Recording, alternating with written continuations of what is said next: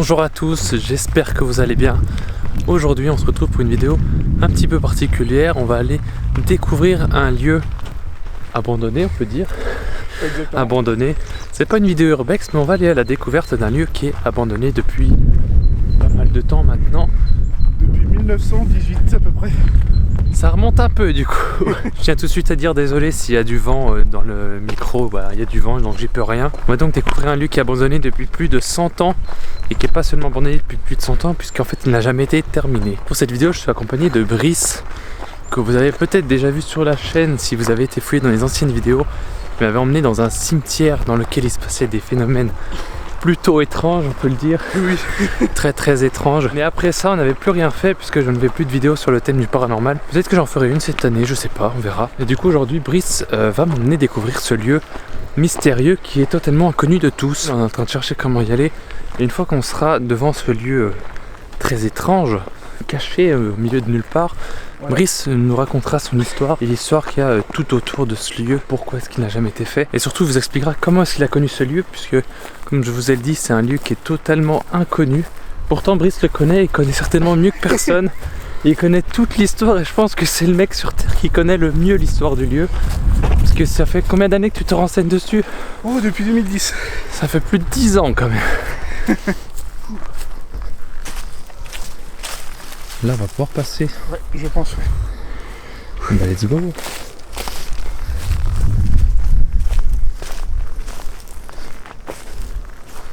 Oh, regarde. Fais pas de bruit. Regarde là-bas, dans le champ.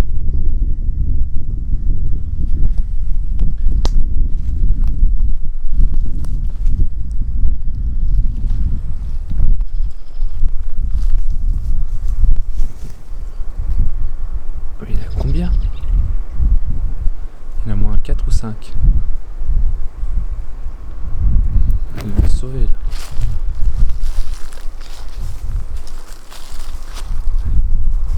Ah, il y a un air repéré.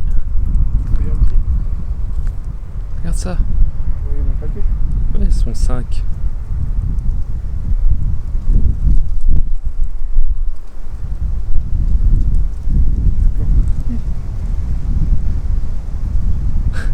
On les a dérangés.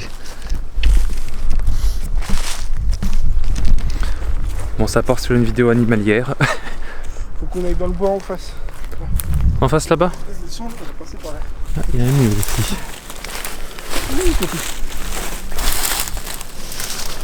J'ai bien fait de mettre ma vieille veste en cuir d'urbex.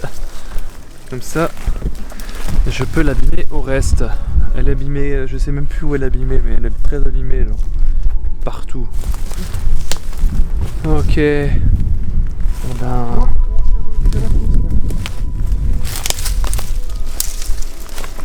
Ah oui, là ça descend raide. Ah oui.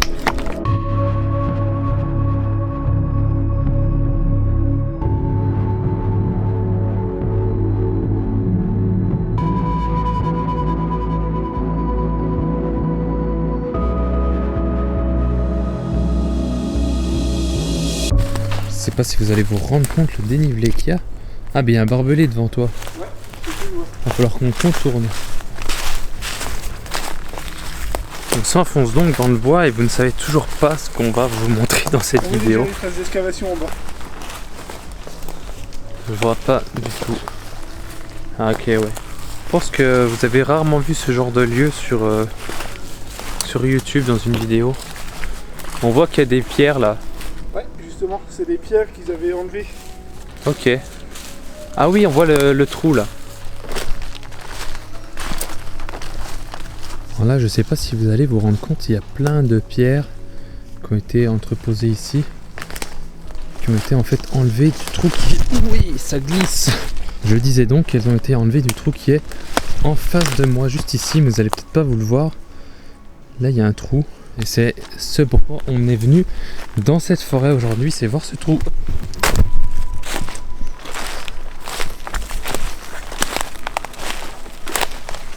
Voilà la tranchée. Ah ouais. D'accord. On est venu juste ici pour ce trou qui est là.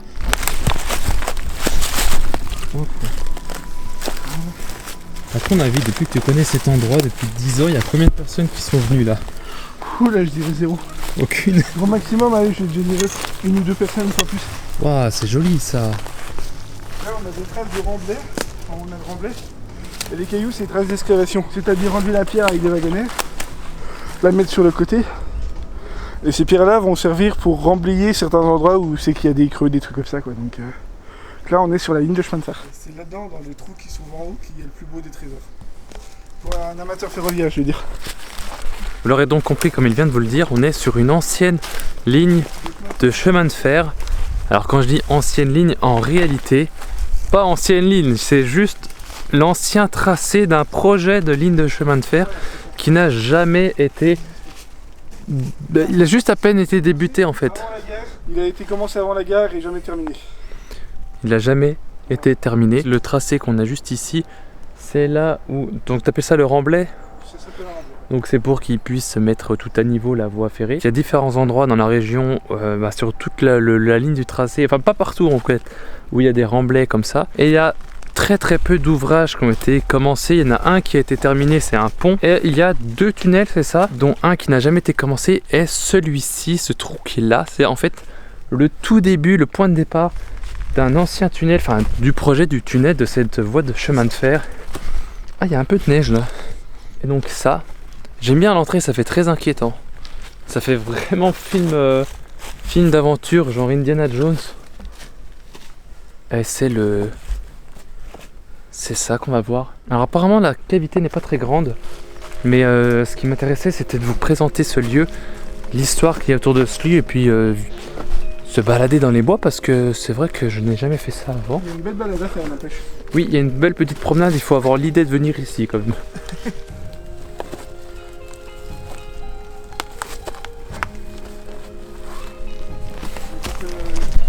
Non, ça devrait le faire. Hop, voilà, c'est bon. Hop, On voilà. est devant le tunnel. Voilà.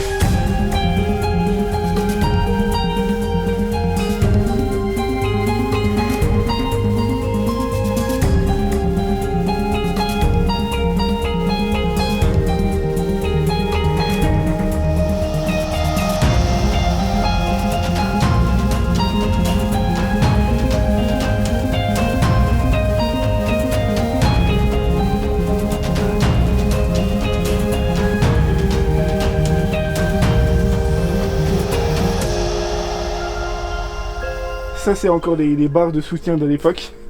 Ça aussi. Ah oui, d'accord, donc ça c'était... Et voilà ce qu'on appelle un tunnel de percement. Une galerie de fête, justement. Et justement, c'est là-dedans qu'on va s'engouffrer. Bah let's go, on suit.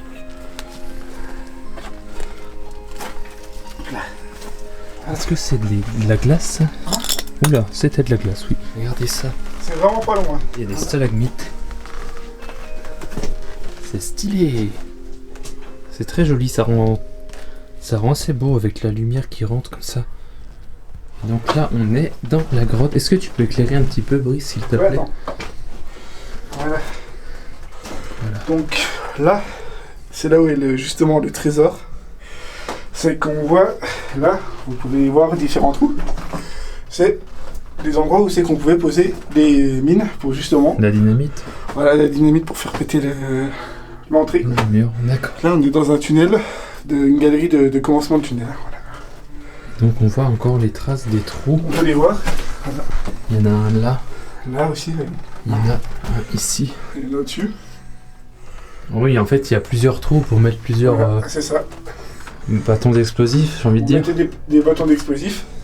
On mettait une grande mèche, on ressortait, on attendait que ça pète. Voilà. On commençait par déjà construire la voûte. Le tunnel se faisait sur 2 niveaux, donc on perçait la voûte. Et après, une fois que la voûte était percée de long en large, on s'attaquait au sous-bassement. Donc là, ce qu'on appelle les pieds droits, en fait. D'accord. Donc là, on pourrait se trouver sous la voûte. Attention à la tête. Là, c'était la voûte. T'avais la voûte qui devait être faite. Voilà. Le grand, c'est que l'entrée forme un cœur. Je sais pas si c'est fait exprès. Donc là, comme vous le savez, on se trouve donc à l'entrée d'un tunnel de percement, tunnel de chemin de fer. Les premiers écrits de la ligne commencent en 1898 Donc le temps de faire tout ce qui était paperasse et tout. Les papiers, les études de terrain et tout, ça allait prendre du temps. Jusqu'à 1912-1913, là où a débuté les débuts de creusement, donc les débuts de construction de la ligne. Il y a eu la Première Guerre mondiale, donc on a dû arrêter les creusements de la ligne. Ça a repris, on avait mis 2-3 prisonniers allemands à l'époque pour essayer de continuer la ligne pendant que les ouvriers français étaient sur le front. Ça s'est arrêté de nouveau jusqu'en 1917. On a décidé pendant un petit moment, en 1918, de reprendre les travaux pour la ligne, pour essayer de voir si c'était faisable et rentable de pouvoir la faire. Et jusqu'en 1918-1919, à la fin, donc vraiment janvier 1919, on a décidé de tout stopper, que la ligne ne serait pas rentable, donc que c'était pas possible de continuer la ligne et puis de gâcher de l'argent quoi, pour rien. Donc on a décidé de tout stopper. Ils ont quand même gâché de l'argent en faisant des trucs qui au final ne servaient à rien. Gâcher de l'argent, oui, non, puisque l'argent qui restait pour la construction, sachant que toutes les communes où devait passer la ligne donnaient un peu d'argent, donnaient de son propre argent pour voir la ligne passer. On a décidé de tout ce qui est au niveau des terrains de construction, là où la ligne n'avait pas été commencée, de pouvoir redistribuer les terrains que la compagnie, donc c'était les CFV, Chemin de Fer Vicino. On a commencé à tout redistribuer tout ce qui était terrain. Et l'argent qui a servi pour, les reliquats, ce qu'on appelait les reliquats de la ligne, ont servi pour améliorer les réseaux existants.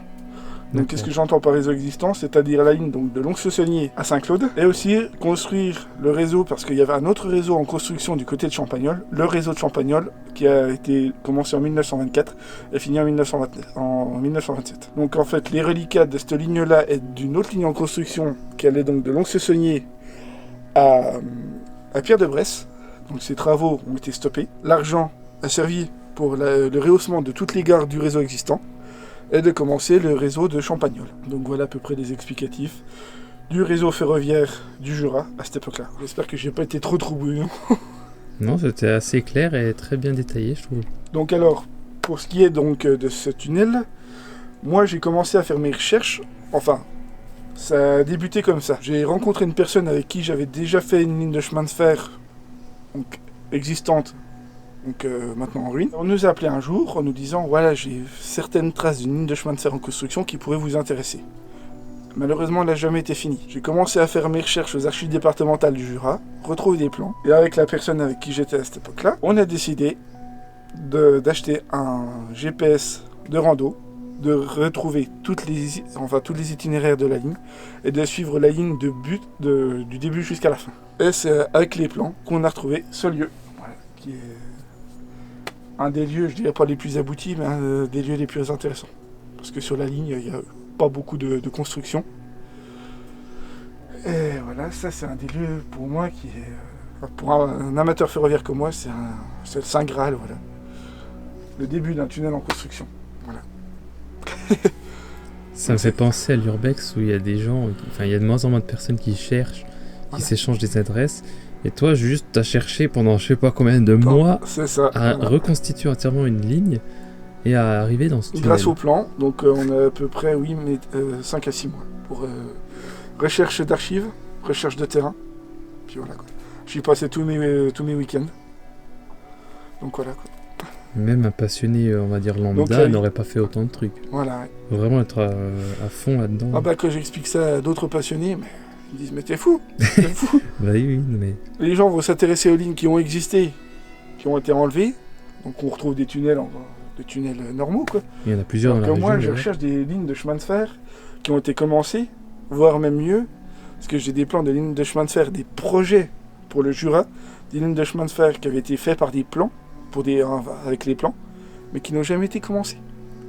Donc il y a plusieurs lignes de chemin de fer en construction, voilà quoi. Mais pas aussi abouties que celle-là quoi. On retrouve que des plans. Tu m'avais montré des plans de gare, voilà, c'est ça. Des tracés qui n'ont jamais existé. Voilà. Donc on retrouve, comme là on peut voir juste derrière nous, des traces de remblais, le début d'un tunnel en construction. Vers chez moi, je ne vais pas dire où j'habite pour rester dans l'anonymat, mais voilà, vers chez moi il y a un ancien ouvrage, un pont quoi. Et voilà quoi. Tu sais combien de temps ils ont mis pour creuser la dizaine de mètres, on va dire, il n'y a même pas 10 mètres. Je pourrais te leur dire, Il me semble qu'on l'avait marqué sur le site internet. Il y a un site internet qui est géré par mon ancien ami, mais j'essaierai de te redire ça, je te referai des recherches et tout. Y a pas de souci.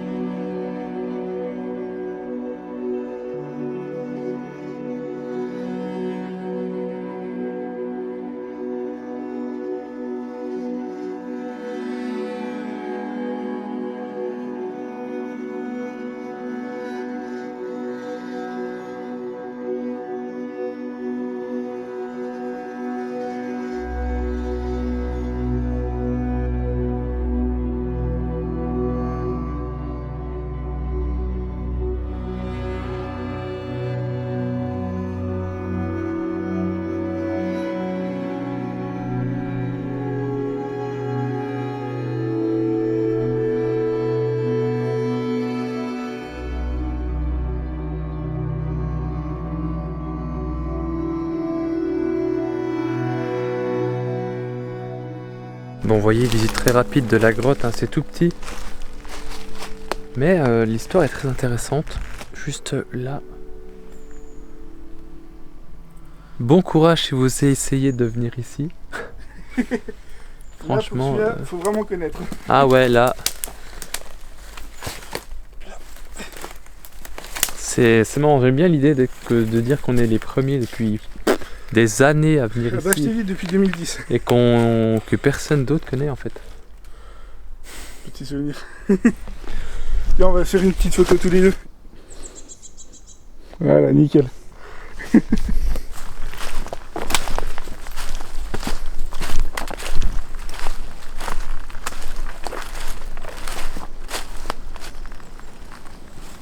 Donc en fait la ligne principale était là.